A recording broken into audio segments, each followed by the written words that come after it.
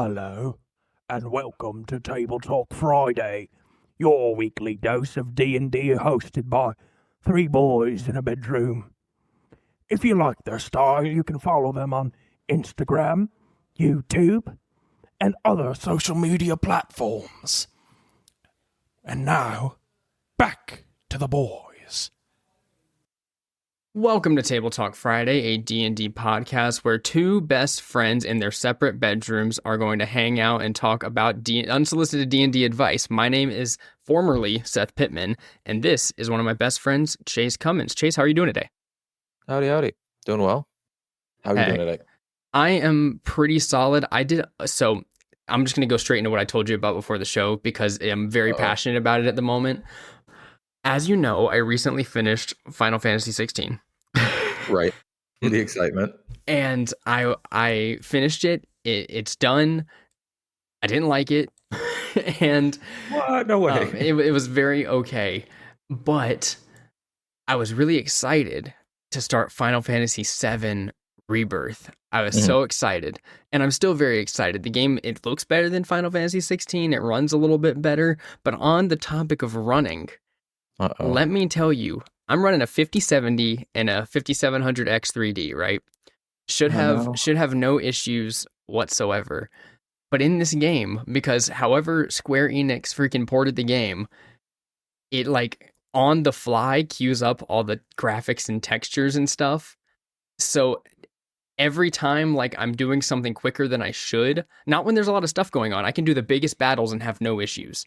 But like say if I'm in a city and it's rendering a lot of new stuff at one time, I get so many stutters. So many freaking stutters. And I'm sitting here upset because I had to fix it one way or another. Because normally I think if the game wasn't optimized poorly, probably gonna get like 90 to 100 frames constantly. Yeah. I limited the game to 60 frames and turned on dynamic resolution 66% to 100%. So that way it would do it less.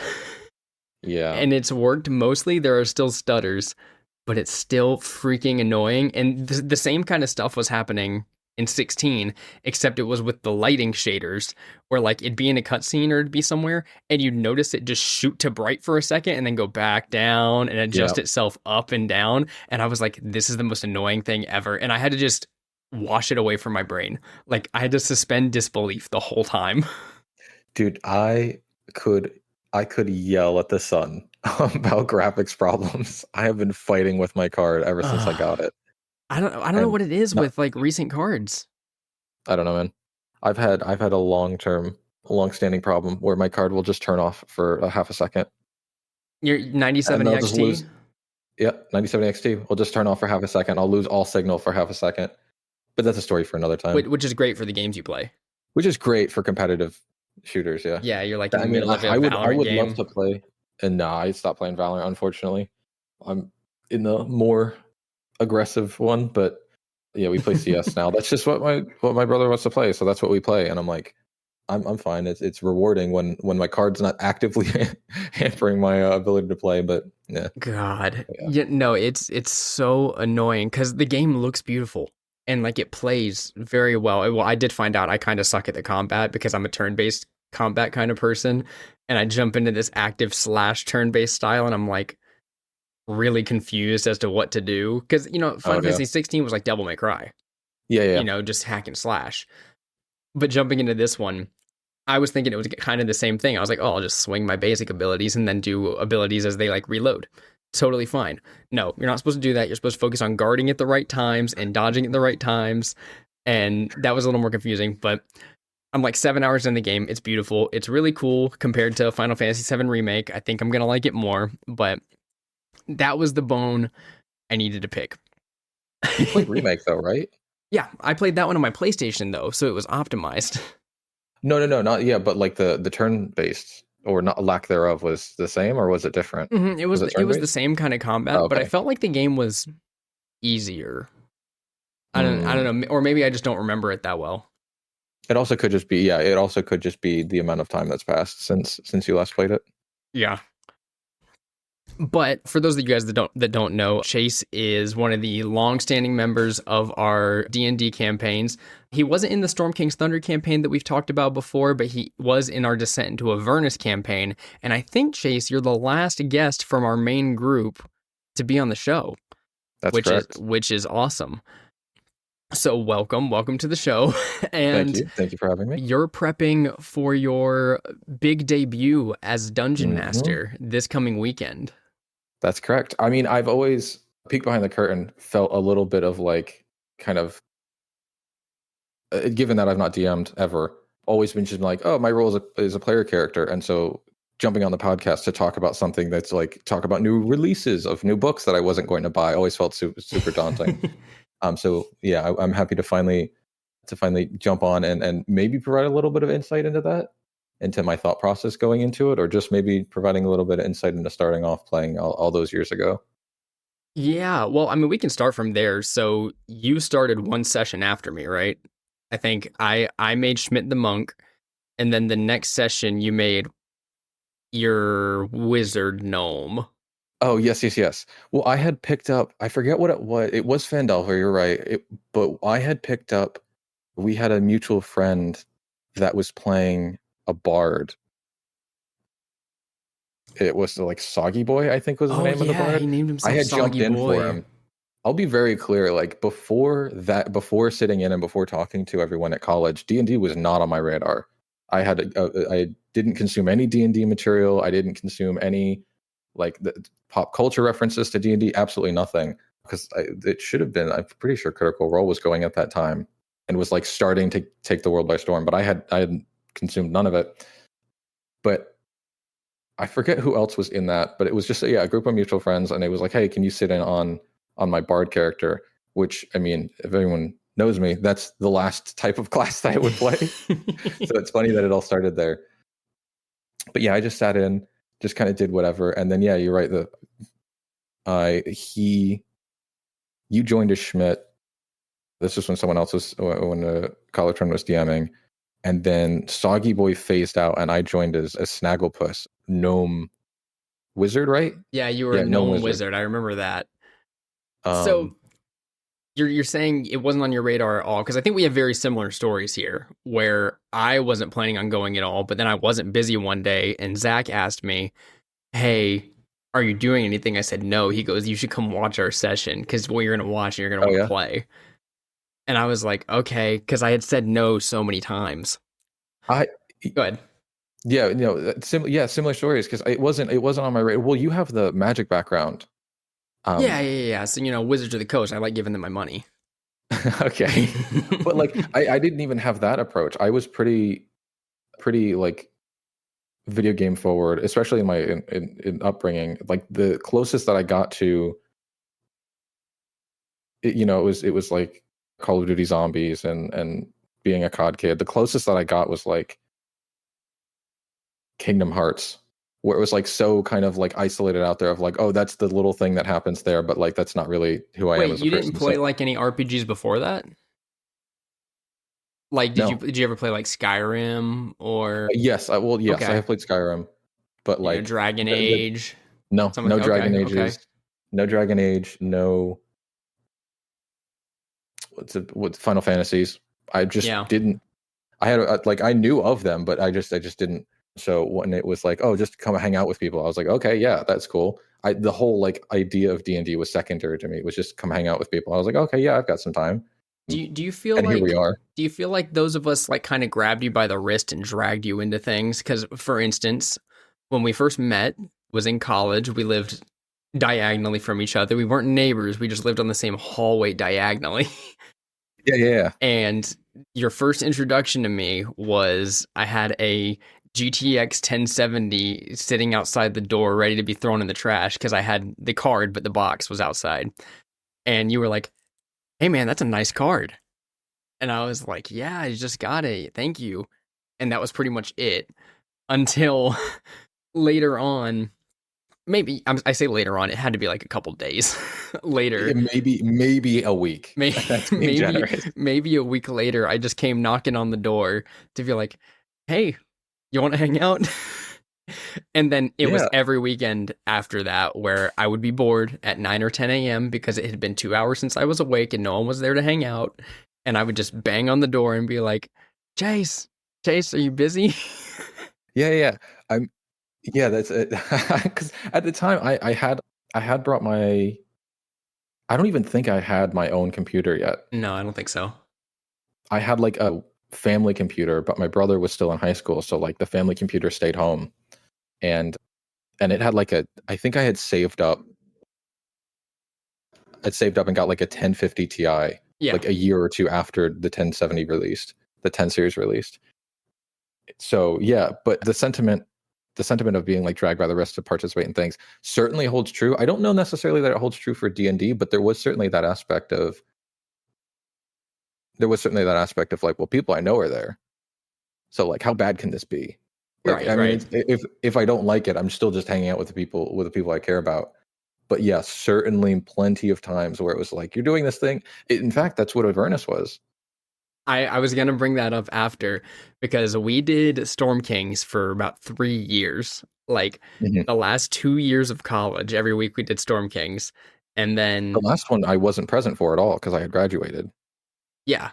So, and then after that, we did it for like another year after like when COVID got started up and everything. We were doing it online.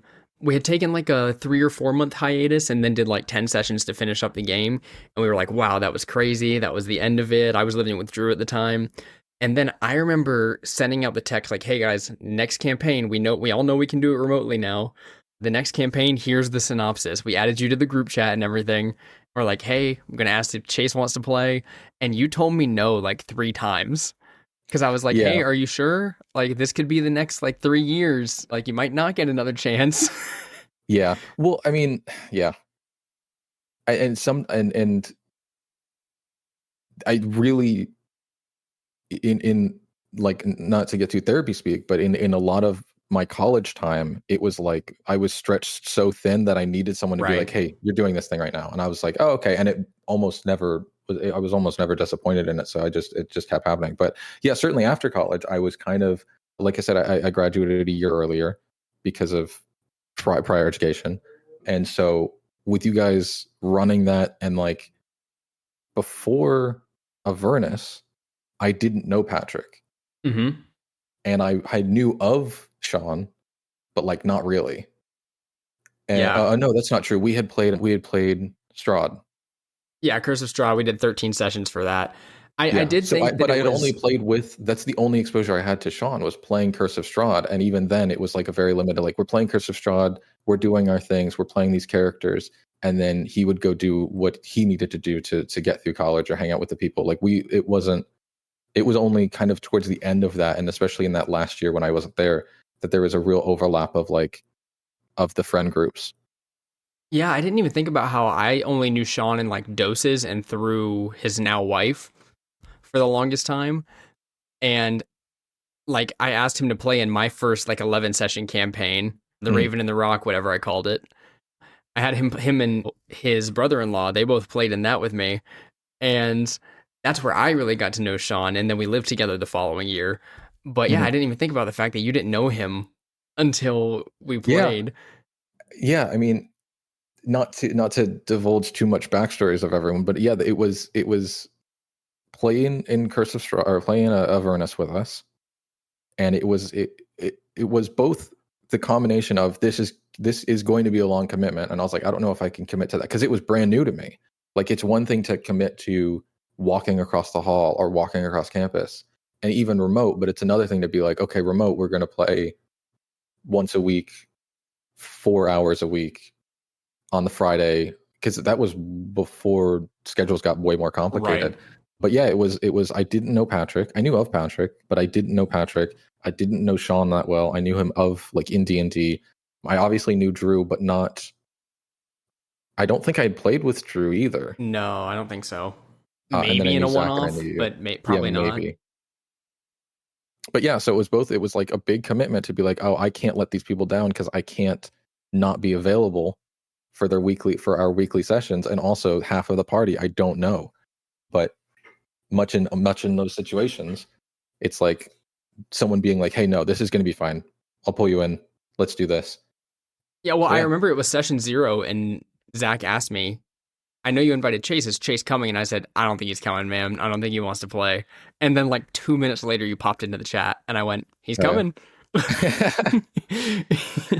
I had anecdotally, we were talking about this. I was talking about this with Drew recently, and I kind of anecdotally we were talking about previous characters that we played, and I referenced that like Hikili, the character that I played for Vernus, was because of where I was in my life at that time. It was like, oh, let's make a character. I was so overwhelmed by everything, by making a character, didn't want to like mess anything up or stuff like that. That the Hikili's character design was because you or Sean or Zach had said like, oh, a fire genasi tempest, like a fire genasi with I think that was so-and-so would be Zach. cool. And that was it. And I was like, okay, yeah, that sounds like fun, I guess. I don't know. And so I just did it. I didn't have any it wasn't until later that I get the experience to be like, oh no, this is, and the confidence, I guess, to be like, no, this is the character I want to play. Well, and I know it took some warming up for you, because we got into the first few sessions and you'd be very quiet. And I would be like, all right, I'm just going to push things on him until he gets it. And I would repeatedly just be like, here's the thing, all reference to you, and push it on you. And sometimes you would shut down, and sometimes you would like go for it, until nowadays I'd say you only go for it. Yeah. But well, I appreciate that. Yeah, so I think it did take a little bit of pushing back there, but I think it's made for like a very unique situation where we have Sean and Patrick who bring all the chaos to the table, and then we have Drew and Zach who bring a lot of the reason to the table. Me, whenever we play, I don't think I've been a player long enough to have a trope, given that I only DM'd before. And then, yeah, I think if we give you prep time and give you expectations, you'll give us the moment we asked for. So like, for instance, recently you knew you had to give a monologue as a character, and so you actually prepped it and then came to the session with it, and everybody was like crying, laughing the entire time. Yeah, that's certainly something that I would certainly say that I'm more decisive or can act better when I've been given like a heads up. Being if Patrick was like, hey, you have a speech to give, and I'd be like, can you give me 5 minutes?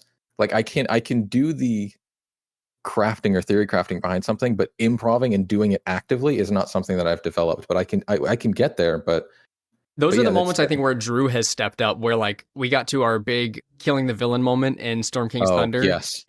Or also in that, and he ended up getting like the last shot, and then he gave like a speech beforehand that was unprompted, and I was like, wasn't expecting that. Okay, I have chills now. Thank you.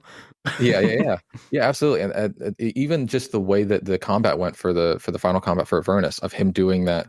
Was it time stop? And it wasn't time stop. Was it like a reflavored time stop? It's scatter. Scatter was the spell. Like it took everybody. But instead of scattering everybody, he teleported everybody around Asmodeus. No, I was talking about when he used his special spell. That was a time stop. Yes, you're right. Was it a time stop? Yeah. Well, I thought it had some like some Pyth embellishments on it.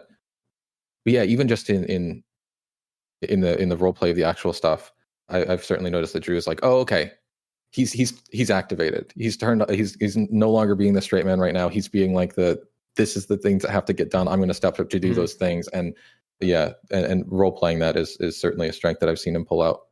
And I don't know how that lines up with the Christmas one-offs.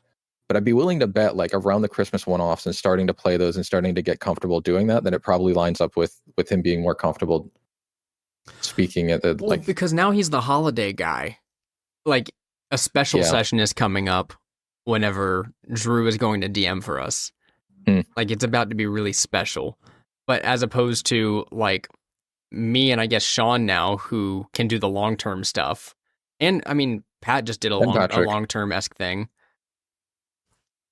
But yeah, I think that is one of Drew's like biggest strengths. But okay, I want to ask you my first big question here, which is, what made you now want to transition to be a DM? Well, at least to DM some sessions for us, not like be full-time DM. Right.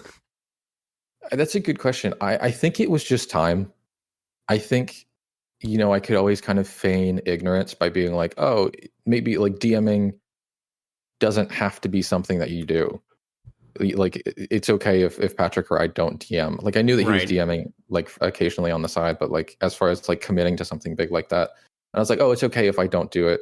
Everyone's kind of found their niches. Right. And then when I was the last one, I was like, well, I can no longer feign ignorance here. Like I should at least give it a shot.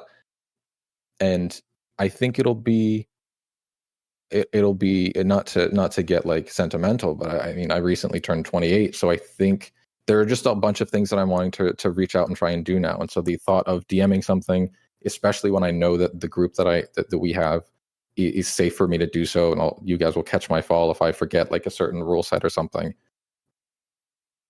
I was just ready for it. I was like, it would being more comfortable going back to that improv thing, being more comfortable improvising, as listeners have probably already picked up, being more comfortable being concise and not, being like, this is the story beat that you need to know has happened, and not all of this other stuff around it that muddies the water. So yeah, I don't know. I just wanted to give it a quick 2. I had a spark of inspiration. I was like, all right, let's write something. Yeah, and the reason I wanted to have you on when we did is because I wanted to catch you before you did it. I was like, I want to catch Chase before he DMs, so that way I can ask him later what it's like after he has DM'd for the first time, so we can go over the things you thought before. Okay, so as far as going into your first session, what kind of game are you looking to run? Like for us, I'm not asking about like your setting or anything, because we know our setting. Sure. All of us know the setting quite well. I'm more so meaning like, do you plan on doing it kind of like Patrick, where he knows exactly what he wants us to do, and so the second we get to the point that he's ready to move on, he'll just tell us, okay, and when you arrive here, okay, and while you're walking to here, or maybe more like what I do, which is, okay, you guys are here, what would you like to do? And I just leave it open-ended for the 8 different things you can tell me, and I improv. Right. It will certainly be the former, just based on my experience with improving so far. It will. I don't have it as far as like, and then this happens, and then this happens, and then this happens, because that's monotonous. But I do certainly have like this structure of like, I mean, it's just a 2-off. So it's go do this job, and then you do the job, and then there's some repercussions of doing the job, and then that's kind of, yeah. It's just neat like that. Something that, but it's a good first step to be like, oh, okay, this isn't going exactly how I planned. How can I adapt this and stuff like that? But I think something that I kind of took for granted is like you and Zach's improv background. Zach directly with improv comedy, and you with improving with improv in my improv literally just comes from DMing. Or yeah, but did you have another reference? No. The expectation of like being on the back foot of being I have to improv this thing in my music performance. Nothing is written. I'm just comfortable in this space, and I can work in this space and make something work. Oh, I guess I did improv as a musician a lot. Well, yeah, not like a 1-to-1. Obviously, improving, that's not playing the saxophone is not the same as running a DM session. But being comfortable in that space of being like, nothing is known. I have to make it work. I have to take cues from my bandmates or my player characters and weave something, is something that I don't have any of. So it will certainly be the running through and being like, okay, this is an expectation that's been set of you. Go do this job. Here's what happens on the job. Here's the repercussions of doing that job after you come back. Yeah, I mean, I'm super interested to see what it's like, given that I kind of thought I knew what to expect with Patrick DMing. Like going in, I was like, I expect some shenanigans and some chaos and some things that don't really make sense if you look into them, but are really fun. Like the way, because in the last session that we just did, we all looked at him and were like, no, how? Why did this happen? And we were grilling him. And then he ended up, I thought, playing it off very well, like giving us the answers we were looking for. Because I was like, oh, I think we're going to stump him. Is what I was thinking, but I wasn't going to like back off my character, But in my head, I was thinking, we're about to stump Patrick. He's not going to know what to say to us. And then he ended up explaining it in a way that I was like, I can buy that. Yeah. No, it was very well done. It was one of those kind of the feeling of the reveal of gave me the feeling of like, was all of this leading up to it Patrick's key, like his core whimsical, like nothing makes sense, but that's okay, Right. chaotic energy, or was it actually carefully planned out in universe that's the reason why the story was told in such a weird way? And I got a really cool sense of like the same sense that I got towards the end of Theros. Not, it was just like, oh, okay, my eyes are open now. I see what's happening.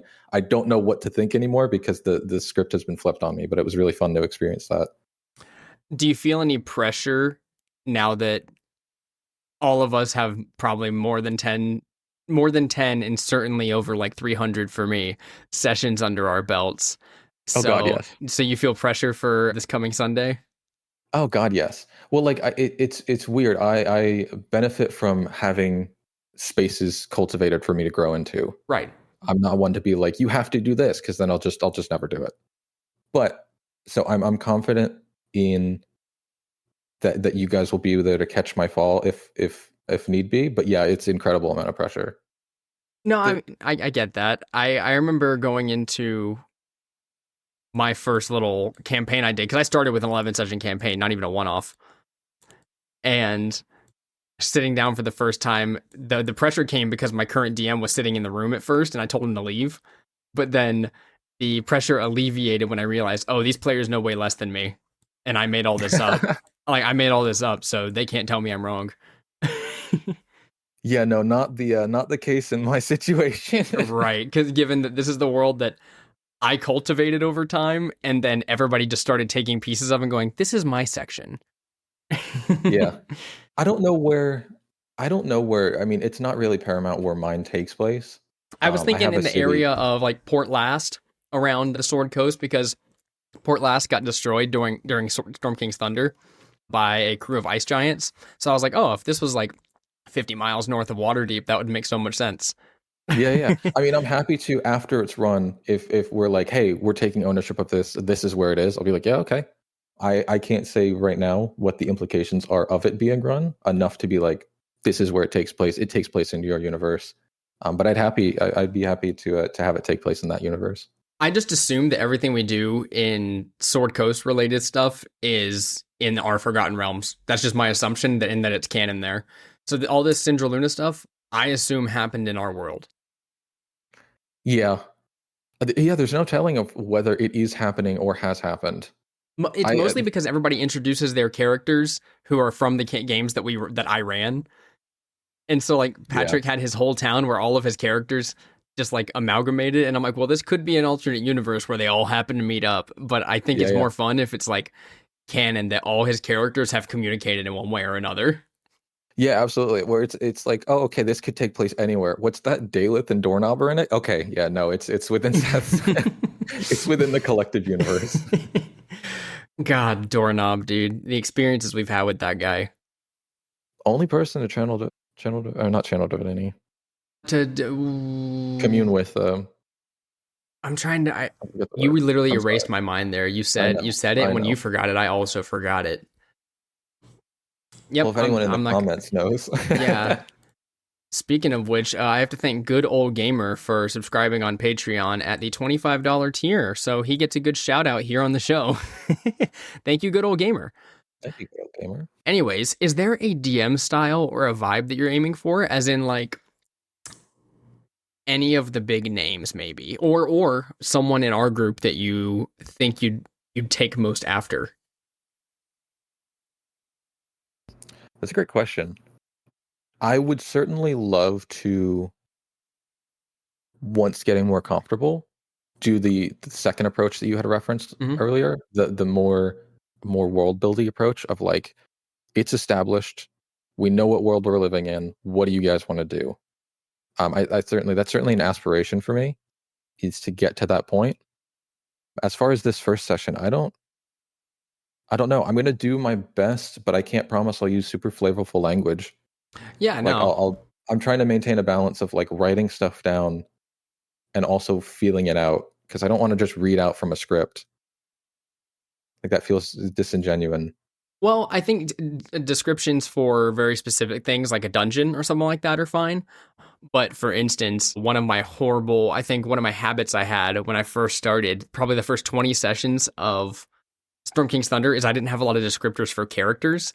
And so half of the characters that I described in my game ended up having big noses.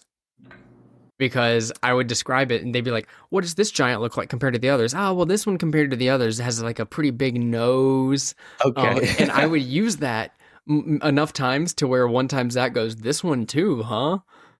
Oh no. And I was like, I remember being so embarrassed. I was like, oh, I got to get that Adam. Like, I got to make sure that's not a habit of mine. And then I never used it again.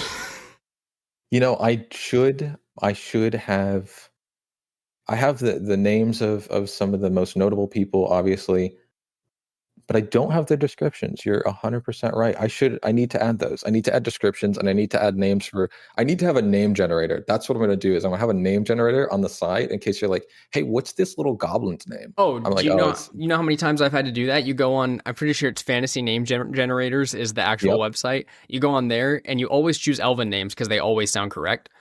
okay. And so I would always go to like the Elven names and be like, click, okay, this person's name is Geneva, the convention. Oh no.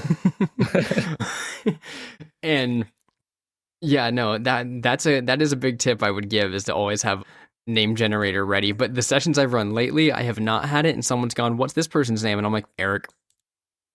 Yeah. Eric's a good fallback. I'll try to squeeze an Eric in somewhere. Yeah, his name's Frank. Get over it. It's David, actually. Yeah. Yeah, it's This Daryl. full orc? Yeah, it's David.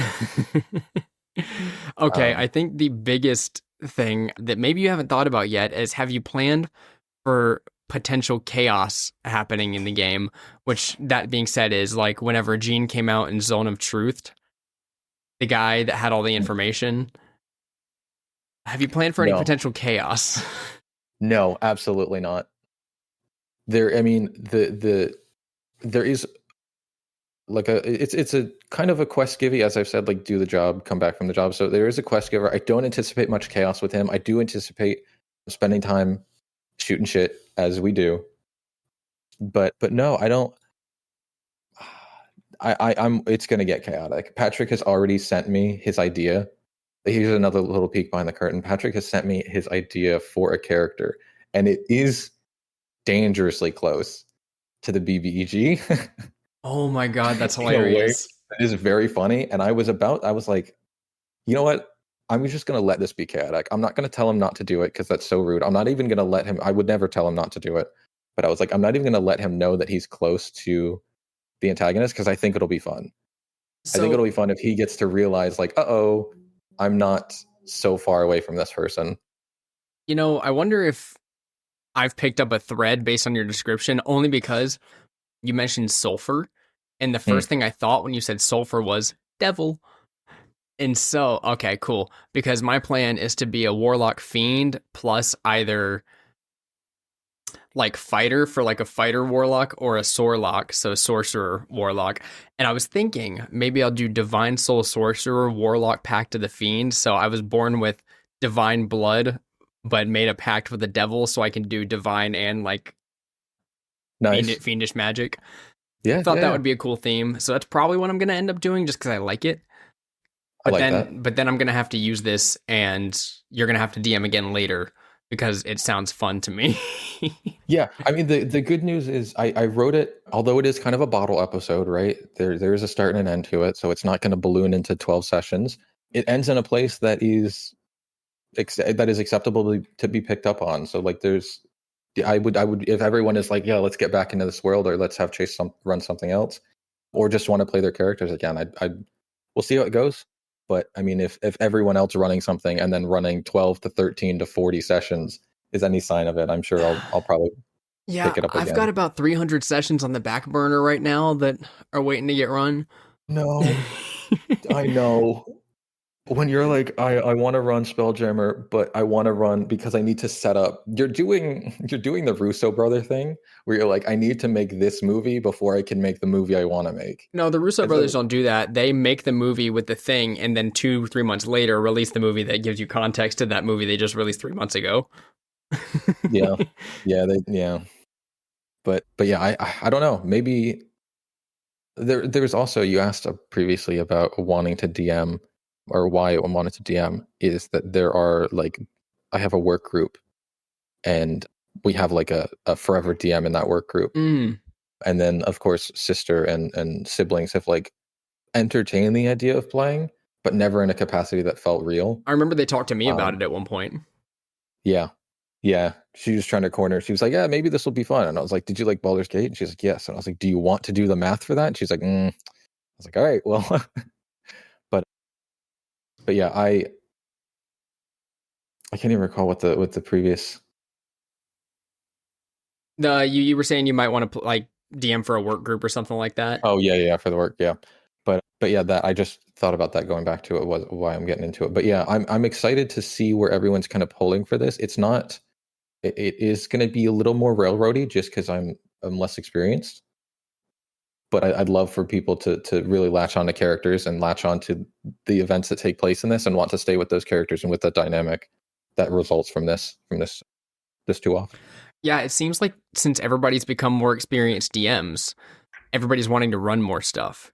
And I love that because there's a lot of weeks where I get to play and not do any prep.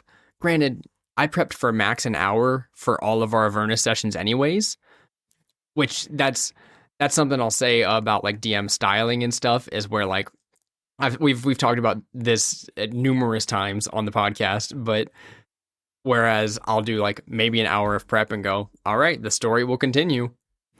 Then you've got like Zach, who gets burnt out really quick because he cares so much about every detail, things like that. That's the only way I can not stress when DMing, is by not prepping, is being like, we'll just see where the story takes us. Yeah, it's a fine line in between, because I would certainly be of the camp of like wanting to get as good of understanding of the world as possible. But I'm well aware that like it would cause so much turmoil for me if I just got so into the weeds that I'm just like, I don't have the energy for this. I did it for a little while. For a little while, like during Storm Kings, I would read over every possible like thing I could think of in the session, and then I was like, why am I doing this? They never do this anyways. I've had Sean in my group. He never does what I think he's gonna do. Yeah. Yeah. I am. Yeah, I don't know. I'm that unpredictable aspect. I mean, as much as anything, it's improv through and through. But like, there's a special flavor that our group seems to have. Whenever someone gets giggly or someone like starts to turn up the chaos a little bit, the whole group piles on as like, we're full sending this together. And I'm like, all right, I guess I'll try to make it work. I don't know. It is really funny because I feel like since I haven't been a player much, I'm always thinking in the narrative mindset, because like I think, oh, well, what would I say yes to? You know what I mean? And so, for instance, whenever Gene, my recent cleric character, got his arm cut off, before that, he got it cut off because I touched one of the like corrupted zombie-like people, and I got corrupted as well. And in my head, I was thinking, oh, well, I am a cleric. I'll use all the cleric power I have and override his zombie body. Yeah. And Patrick made me pay for it, which is totally fine and makes total sense. You got a sick bionic arm though, like 2 sessions later. I did get a sick bionic arm. It was the next session. No, it was 2 sessions. I had one session where we cut off my arm, and then yeah. Which you could have talked to Tavali about. He would have hooked you up. But instead you're like, I'm just gonna bear this alone. Yeah, classic Gene. Yeah, classic Gene. I mean, poor Arden. Yeah, poor Arden. We'll talk about that at some point because the listeners don't know what the hell we're talking about right here. Basically, my character's best friend died, but that's neither here nor there. As far as our sessions to come, kind of getting out of the DM range, what are you excited about when it comes to D&D coming up? So, for instance, we do have Spelljammer that we've got to finish, but then also, what are you looking to do after Spelljammer for the next like big campaign? Because Sean said his next leg of Theros is like 3 sessions, which I'm like, that's fine, that's good. Patrick has another like 10 sessions he's working on for this thing, but I'm planning to be like, hey, I have the next 150 sessions ready. Are you guys ready to go? So what are you looking to do? Because I'll give you my little spiel afterwards, but I want to know what your expectations are for the next big campaign. Well, my expectations are of you for the next big campaign of the game. of the game. I mean, yeah, I don't. I'm just down for the ride. Like I loved, I love the environment of Spelljammer. You know, Avernus was. I loved Avernus. I loved being like, oh, you've been in spooky place, you've been in normal place, now you're going to hell place, and now and in Theros we went to Rome, and then we went to in Spelljammer we went to space place. So I think that's why I'm excited for Spelljammer, and I'll lead into after Spelljammer. I'm excited for Spelljammer because I really like the world building that you've done so far in that, and I feel really strongly about my character, about my droid essentially, Yeah. fitting into that narrative and fitting into that space. After Spelljammer, I don't know. I would. I'd be stoked to go back and do another high level thing, although I understand that that's not easy to run.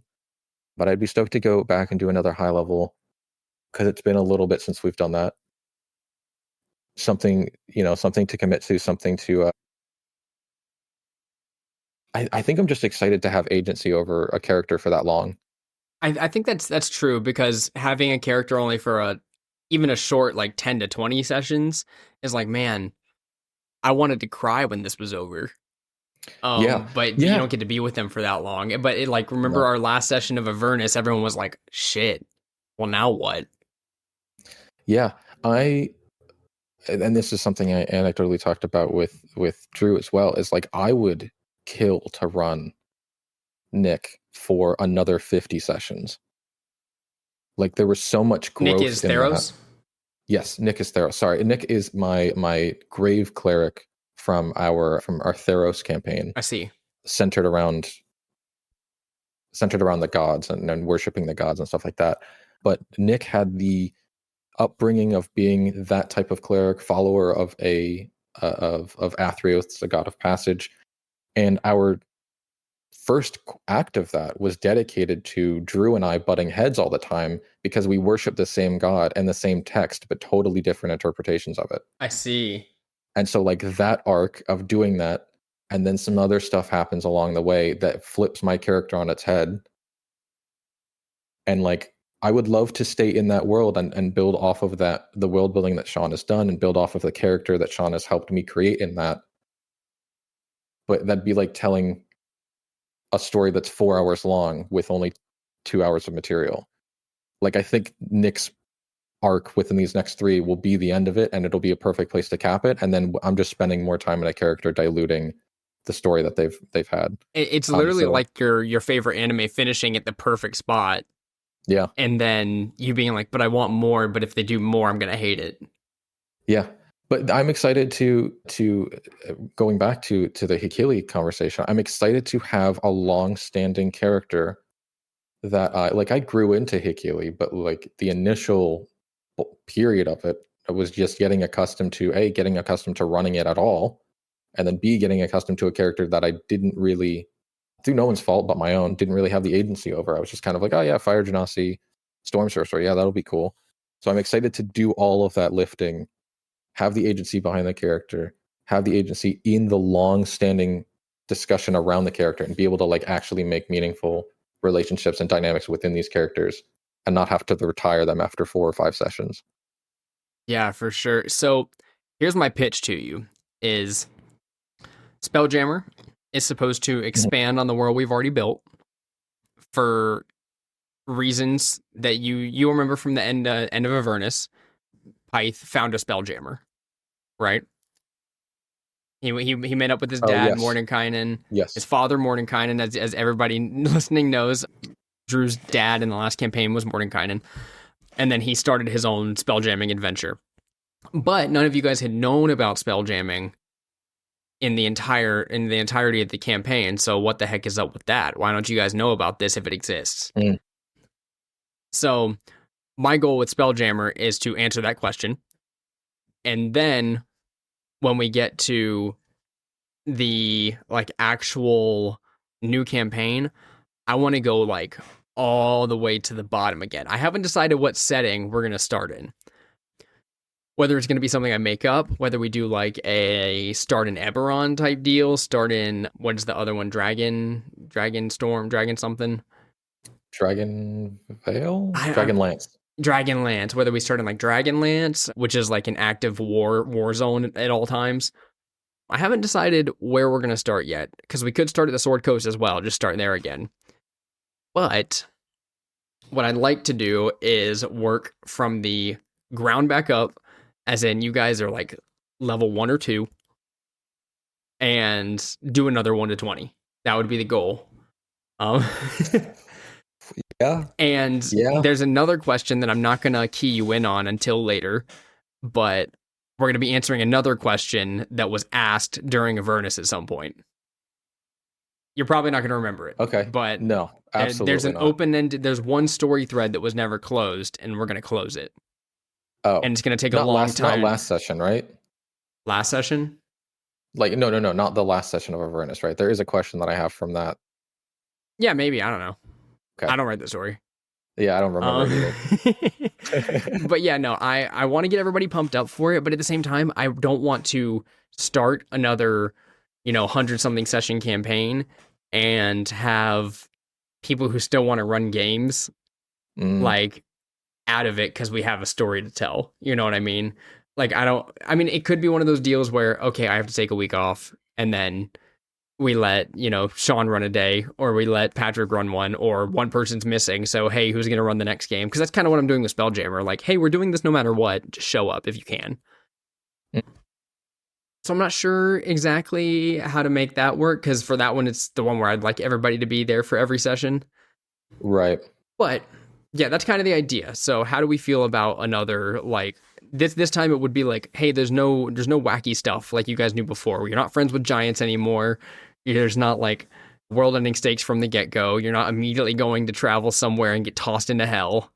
It's like, yeah, okay, we have to go hunt down some goblins at the start again. Yeah, I feel really good about, because we do a couple of low-level stuff, right? We started like 3. And I think the lowest we started was Saltmarsh at a second level HP for level 1. Oh, yeah, he did do that. In that. But I'd be excited to boots on the ground again. Yeah, because we've had a lot of, as you said, wacky stuff of like the everything going on in Patrick's campaign right now. While not wacky, Theros was grandiose, and this end of Avernus was certainly grandiose. So I'm excited to get back to the ground roots of like, you're just a couple people. There's some goblins, because I think that it's no surprise that like once we get to like levels, or once we get to like session 75, although details might be kind of murky, looking back on level 1s and level 2 conversations and the qualms, or not the struggles that we had during those rounds, during those levels, is so rewarding to have that time to be this character and to not have to worry about like world-ending events. Right.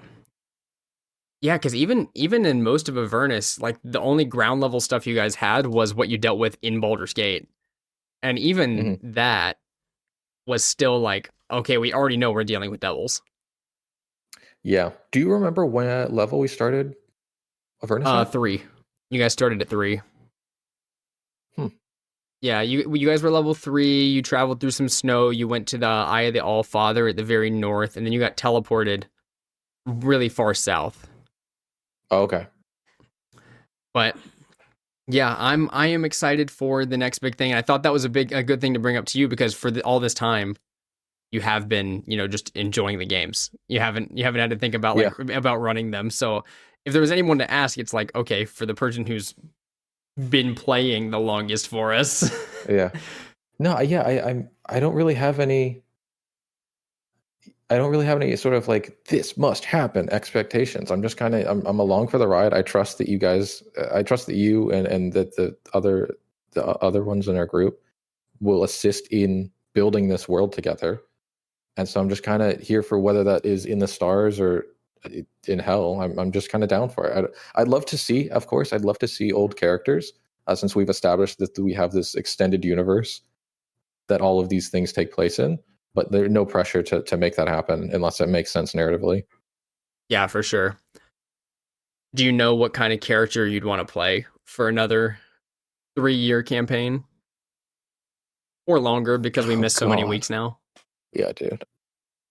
That's such a good question. I would love...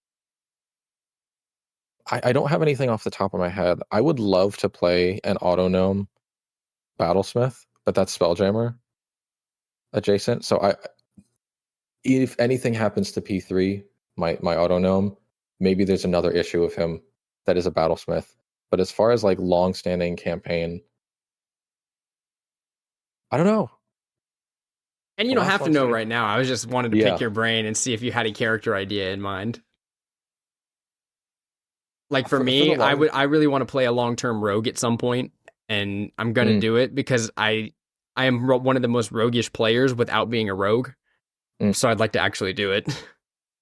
Yeah, I think I would love to play a Warforged Druid.